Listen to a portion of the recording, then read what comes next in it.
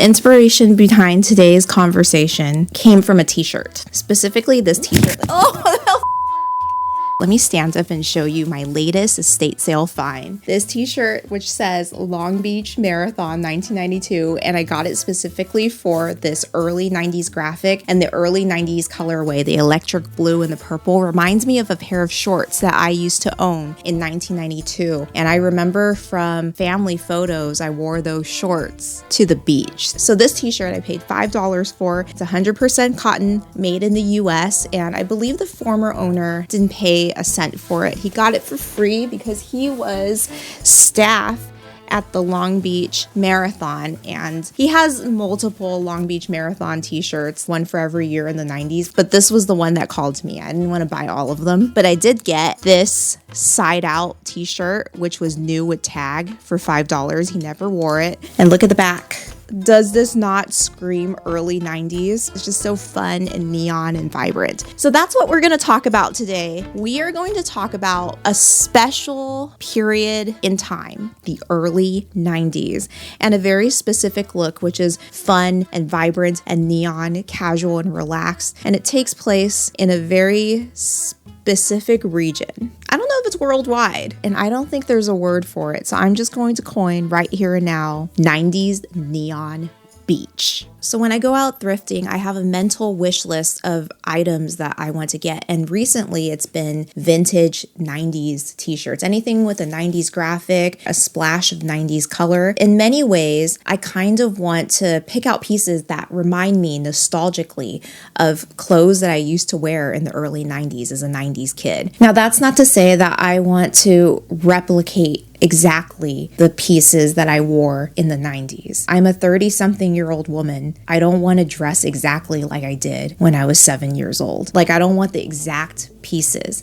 I don't want to go down the road of 90s cosplay. Like, if you saw me walking down the street, I don't want you to think she's going to a Halloween party, or she stepped off the set of a 90s movie, or she's going to a 90s themed party. I'm not going to wear some MC Hammer pants and pair that with a neon pink visor / shielded sunglass set. Nor am I going to crinkle up my hair. I'm not really into thigh-high bikini bottoms. I'm not going to do some leftover aerobics from the 80s. So we don't want costume and cosplay. I just want light brushes of the 90s in my modern day wardrobe, with modern day jeans, with modern day jackets, just one piece. It's basically the 90s, but make it modern. Right now I'm scanning and digitizing old pictures, and I look back at the clothes I used to wear around 91, 92 to 93, and they had touches of this elusive 90s neon beach. And for the most part, I dressed pretty normcore, pretty basic, in a t-shirt and shorts and some colorful socks, some high tops. My hair pretty much looks the same, barring the bangs I used to have, the full block of bangs. I wonder if I went back to bangs, how that would be like. Overall, with the exception of a brighter color scheme, I dressed kind of tomboyish in some instances and feminine in some instances. And I think it's definitely a look that I could take one piece from that outfit and make it work for the modern day. So looking back at old photos, I see light strokes of 90s neon beach in my wardrobe. Just light strokes in my t-shirts, in my shorts, maybe also in my shoes. For the most part, I dressed very normcore, but I see it there. So what is this 90s neon beach? This amorphous term that I coined for the purposes of this video and this conversation. I would have to say that it's nothing that is set in stone. It is a vibe. It's a vibe that I'm going to try to piece together from my memories as a 90s kid, from living through the early 90s, from television shows and music videos and movies. It's a malleable, amorphous thing that you're trying to grasp. It's like trying to grasp quicksilver in one's hand.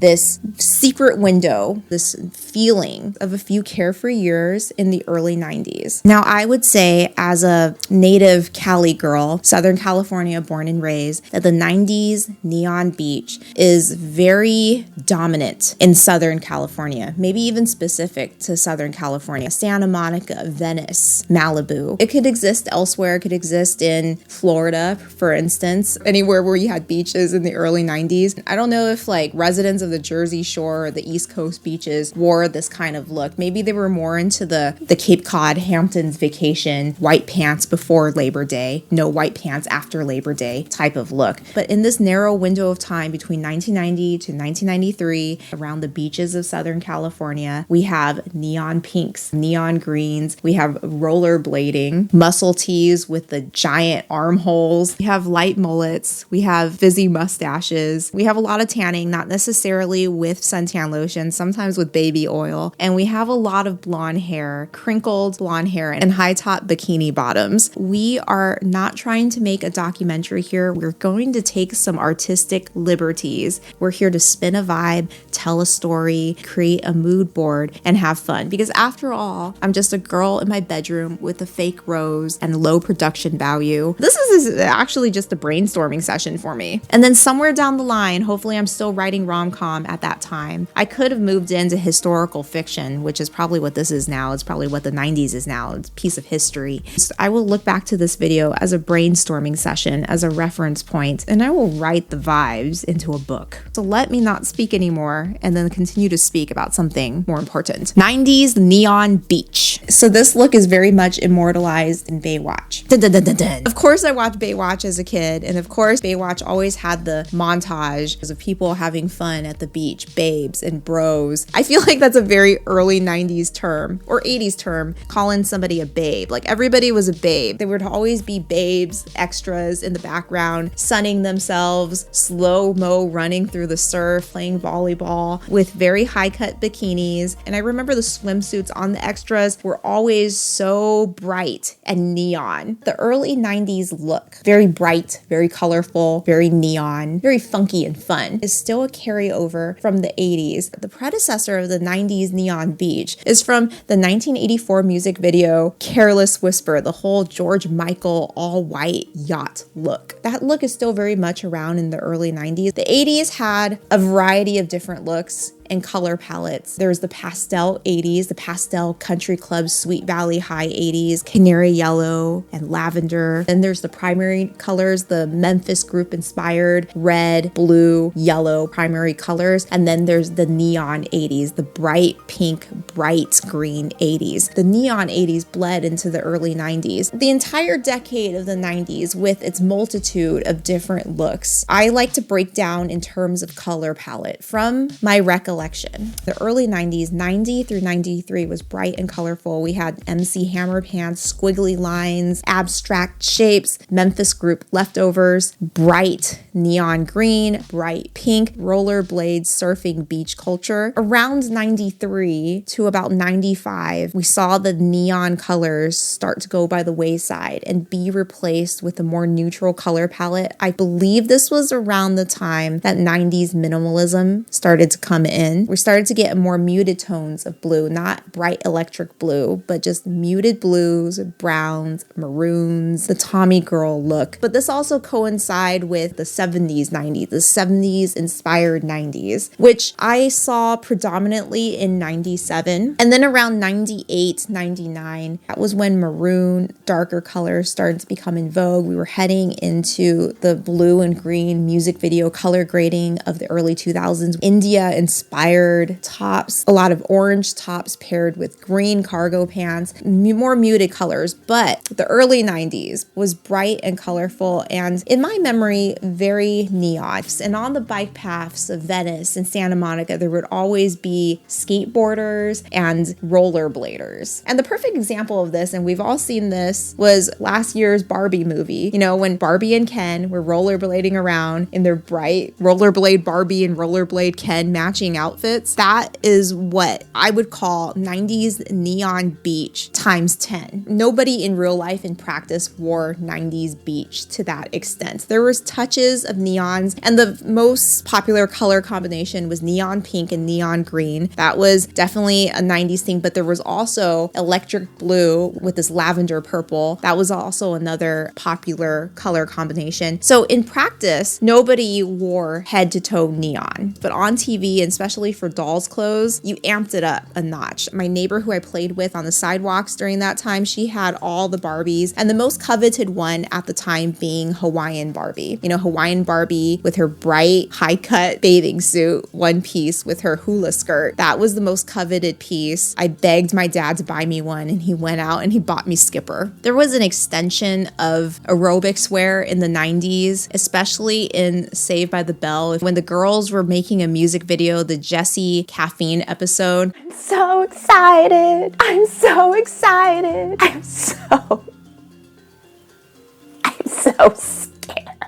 The bicycle short spandex with a high cut bikini bottom over it. Always a high cut bikini bottom, high cut bikini line over your spandex bike shorts, whatever they're called. An extension of the aerobics craze from the 80s. I'm going to have to reference a lot of Saved by the Bell. I watched Saved by the Bell religiously, especially when it was on reruns after school. Watched it in the early 90s all the way up to even the late 90s. So I have some of their outfits virtually memorized. My fashion icon as a kid had always been Kelly Kapowski. I thought she was the best dressed out of the three girls because Lisa's outfits were a little too wild. She was the more fashionable one of the group, but she wore all the colors of the rainbow together, and she had a lot of broad-shouldered blazers and broad puffy sleeve dresses and stuff that I wasn't really down with, and she also rocked all the sequins and everything, so she was a little bit too avant-garde 90s at the time. And then Jessie's outfits were a little too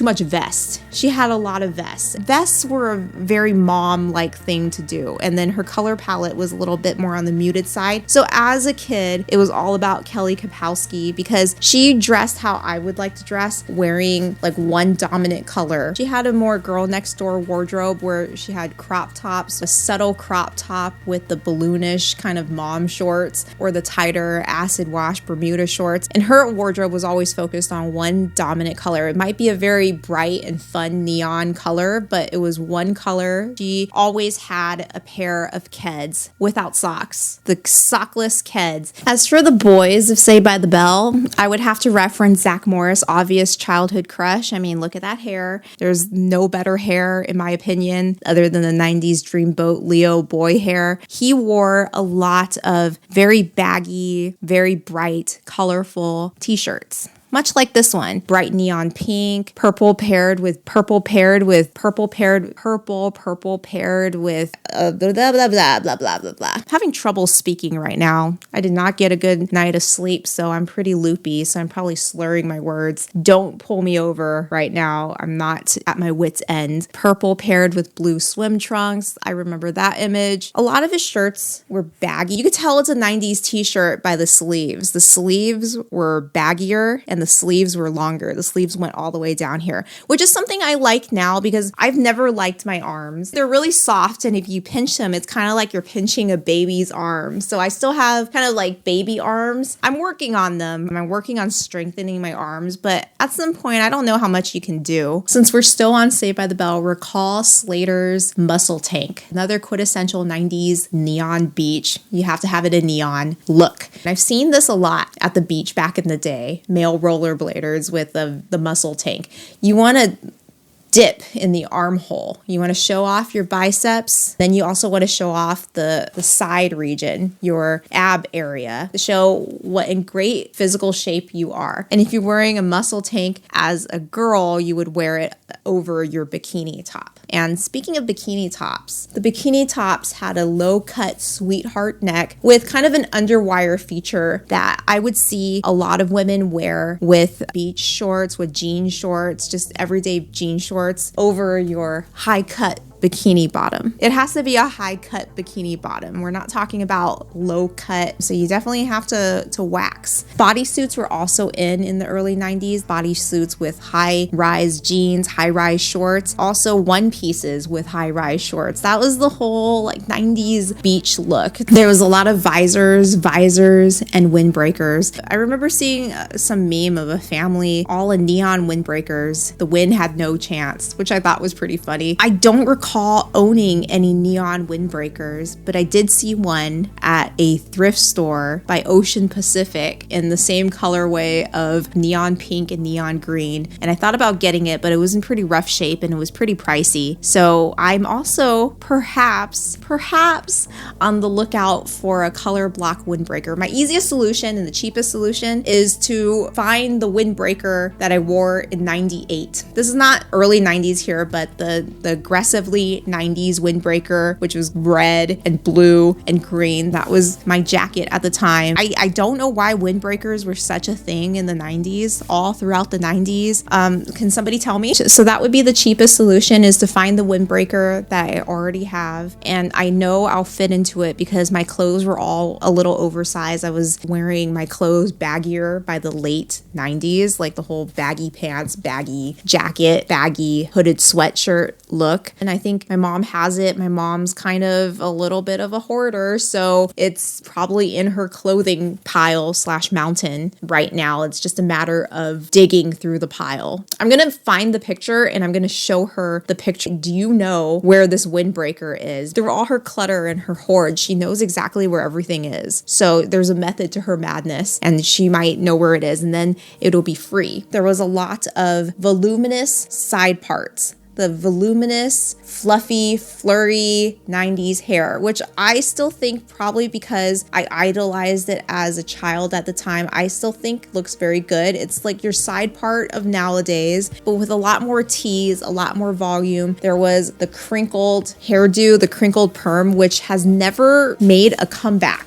The mullet's made a comeback. The wispy mustache has made a comeback. But for some reason, the circle of trends has eluded the crinkle perm. In terms of shoes, there were high tops, but not just any high tops. The high tops nowadays are a little bit slimmer and sleeker, but the high tops of the early 90s were bulky, kind of balloony, voluminous high tops, like the kind that Zach Morris would wear. And then there was, obviously, if we're at the beach, obviously Tevas, your classic flip-flops, and Keds with no socks. And then there's Keds with scrunchy socks. White sneakers in general, slightly dirty, with some kind of colorful crew sock, which is what I would wear as a kid in the 90s. Fanny packs. Oh, you gotta have the fanny packs if you're going 90s neon beach. Visors attached to mirrored shield sunglasses. Lots of mirrored sunglasses, but also the classic Ray-Ban Wayfarer type of sunglasses, and sometimes in a neon color. So that concludes 90s neon beach. And what have we learned here? We've learned nothing that we don't already know, but this is a nice, fun conversation about a nice, fun time. We've learned that the 90s, the early 90s, was neon and bright and colorful, but not necessarily in real life, in practice. It was more bright and colorful on TV, in the movies, where for some reason, everybody on TV seemed to go to the beach. But in real life at the beach, there was neon, but only in the broadest of strokes. Everybody was in whites and neutrals with brushes of neon. We've also learned that I am extremely old and I have more than my share of gray hair. It means wisdom, right? We're gonna say it means wisdom. And I am also somehow very enamored with my clothes as a child. I am probably very vain of myself as a child. I like my clothes. I think I was a great dresser. You don't have to agree with me. And I like to buy my clothes now from dead people,